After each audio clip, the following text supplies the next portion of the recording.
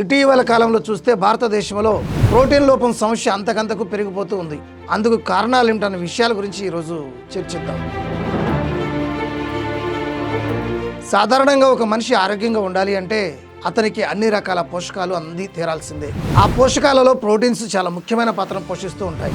ఈ ప్రోటీన్ అనేది ఒక మాక్రో న్యూట్రియంట్ అని చెప్పుకోవచ్చు మనం. అంటే శరీరానికి ఎక్కువ మోతాదులో అవసరమయ్యేటటువంటి ముఖ్యమైన పోషక పదార్థం అన్నమాట. మన శరీరంలో కండరాలు బలపడాలన్నా, కణాల రిపేర్ సరిగ్గా జరగాలన్నా కూడా తగినంత ప్రోటీన్ ఖచ్చితంగా ఉండి తీరాల్సిన అవసరం అయితే ఉంది. మన దేశంలో చాలా మందికి ఈ ప్రోటీన్ లోపించడం చాలా దురదృష్టకరమైన విషయం. ప్రస్తుతం మన దేశంలో ప్రతి 10 మందిలో దాదాపుగా 8 మందికి ఈ ప్రోటీన్ లోపం ఉన్నట్లుగా నివేదికలు చెబుతున్నాయి. ఇది చాలా ఆందోళనకరమైన విషయం. మరి ఈ ప్రోటీన్ లోపం సమస్యను అధిగమించాలంటే మనం ఏం చేయాలన్న విషయాన్ని ఒక్కసారి పరిశీలిద్దాం. మనం రోజు తినే ఆహారంలో సరిపడా ప్రోటీన్ తీసుకుంటూ ఉండాల్సిన అవసరం అయితే ఉంది. అప్పుడే మనం ఈ సమస్య నుంచి బయటపడవచ్చు. అసలు ఒక రోజుకు మనకు ఎంత ప్రోటీన్ అవసరం, దానికోసం మనం ఎటువంటి ఆహారాన్ని తీసుకోవాలి, ఈ ప్రశ్నలన్నింటికీ సమాధానం ఏమిటనే విషయాల గురించి ఇప్పుడు చర్చిద్దాం. సింపుల్గా చెప్పాలంటే ఒక సాధారణ మనిషి ఎన్ని కిలోల బరువు ఉంటే ఆ బరువు ప్రకారం 1 కిలోకి 1 గ్రాము చొప్పున ఈ ప్రోటీన్ అనేది అవసరం అవుతుంది. ఉదాహరణకు ఒక వ్యక్తి 70 కిలోల బరువు ఉన్నాడు అనుకుంటే ఆ వ్యక్తికి 70 గ్రాముల ప్రోటీన్ అవసరం ఉంటుంది. ఈ ప్రోటీన్ అవసరం అనేది వ్యక్తులను బట్టి మారుతూ ఉంటుంది కూడా.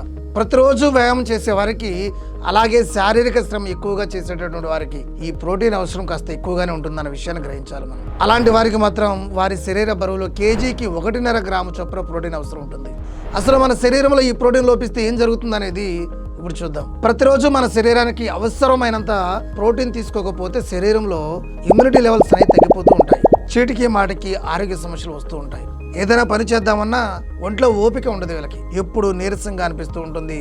అట్లానే కండరాలలో ఈ బలం తగ్గిపోతూ ఉంటుంది అనమాట వీళ్ళకి. అలాగే చిన్నపిల్లల్లో అయితే వారి మానసిక ఎదుగుదలతో పాటు శారీరక ఎదుగుదల కూడా తగ్గిపోయే అవకాశాలు మెండుగా ఉంటాయి. మన బాడీలో ప్రోటీన్ లోపిస్తే ఇలాంటి అనేక సమస్యలు తలెత్తుతూ ఉంటాయి. కాబట్టి మన శరీరం మెల్లగా బలహీన పడిపోతూ ఉంటుందన్నమాట. మరి కొంతమంది ప్రతిరోజు కడుపు నుండి ఆహారం తీసుకుంటూనే ఉంటారు. అయినా కూడా వారికి ఈ ప్రోటీన్ లోపం అనే సమస్య తలెత్తుతూనే ఉంటుంది. ఉదాహరణకు 70 కిలోల బరువు ఉన్నటువంటి ఒక వ్యక్తి, మనం ఇందాక చెప్పుకున్నట్లుగా లెక్కల ప్రకారం 70 గ్రాముల ప్రోటీన్ అవసరం ఉంటుంది. కాబట్టి అతను ఉదయం పూట ఇడ్లీ లేదా దోశ తిన్నాడు అనుకుందాం. దీనివల్ల అతనికి సుమారుగా 10 గ్రాముల ప్రోటీన్ అందే అవకాశం ఉంటుంది. అలాగే మధ్యాహ్నం పూట భోజనంలో 3 రకాల కూరలతో మంచి వెజిటేరియన్ మీల్స్ తిన్నాడు అనుకుందాం. దానివల్ల మరో 15 గ్రాముల ప్రోటీన్ అందుతుంది. ఇక రాత్రిపూట భోజనంలో మరొక 10 గ్రాముల ప్రోటీన్ అందింది అనుకుందాం. ఆ రోజు మొత్తంలో ఆ మనిషికి కేవలం 35 గ్రాముల ప్రోటీన్ మాత్రమే అందుతుంది. అతనికి 70 గ్రాముల ప్రోటీన్ అవసరం ఉంటే అందులో సగం మాత్రమే అందింది. అలాంటప్పుడు ప్రోటీన్ లోపం ఉండక ఇంకేముంటుంది మనకి. ఇక్కడ మనం ఒక విషయాన్ని గుర్తుంచుకోవాల్సిన అవసరం అయితే ఉంది. కడుపు నుండి ఆహారం తినడం కన్నా పోషకాలతో నిండినటువంటి ఆహారం తినడం అనేది ముఖ్యమైన విషయం. మరి ఈ ప్రోటీన్ లోపాన్ని అధిగమించాలంటే ఏం చేయాలి, వివరాలు చూద్దాం. ప్రోటీన్ లోప సమస్యలను అధిగమించాలంటే ఒక్కటే మార్గం ఉందండి. మన డైట్లో ప్రోటీన్ రిచ్ ఫుడ్స్ ఖచ్చితంగా ఉండేలా చూసుకోవాల్సిన అవసరం అయితే ఉంది.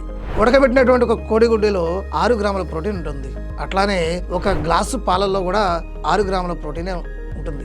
మాంసాహారులు అయితే చికెన్, ఫిష్ వంటి ఆహారాలు తీసుకుంటూ ఉండాల్సిన అవసరం ఉంది. శాకాహారులు అయితే పన్నీరు, సోయా లాంటి ఈ రిచ్ ప్రోటీన్ ఫుడ్ స్వీకరించాల్సిన అవసరం ఉంది. ఇలాంటి ప్రోటీన్ రిచ్ ఫుడ్స్ మనకు చాలా అందుబాటులో ఉన్నాయి. కాబట్టి అవసరాన్ని బట్టి వాటిని మనం తీసుకుంటూ ఉంటే అసలు ఈ ప్రోటీన్ లోపం సమస్య అనేది తలెత్తే అవకాశమే ఉండదు.